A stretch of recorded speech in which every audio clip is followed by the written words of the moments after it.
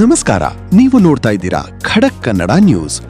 ರಾಮದುರ್ಗದ ದೇವಾಂಗ ಸಮಾಜದ ಮುಖಂಡ ಹಾಗೂ ರಾಜ್ಯ ದೇವಾಂಗ ಸಂಘದ ಉಪಾಧ್ಯಕ್ಷ ಶಂಕರಣ್ಣ ಮುರುಡಿ ಅವರಿಗೆ ನೇಕಾರ ರತ್ನ ಪ್ರಶಸ್ತಿ ನೀಡಿ ಗೌರವಿಸಲಾಯಿತು.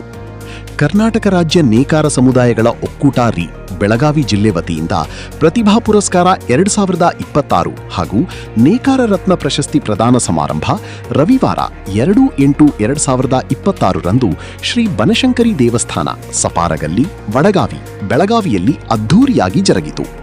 ಈ ಸಂದರ್ಭದಲ್ಲಿ ದೇವಾಂಗ ಜಗದ್ಗುರು ಶ್ರೀ ದಯಾನಂದಪುರಿ ಮಹಾಸ್ವಾಮಿಗಳ ಸಮ್ಮುಖದಲ್ಲಿ ಶಂಕರಣ್ಣ ಮುರುಡಿ ದಂಪತಿಗಳಿಗೆ ನೇಕಾರ ರತ್ನ ಪ್ರಶಸ್ತಿ ನೀಡಿ ಗೌರವಿಸಲಾಯಿತು. ಖಡಕ್ ಕನ್ನಡ ನ್ಯೂಸ್, ರಾಮದುರ್ಗ.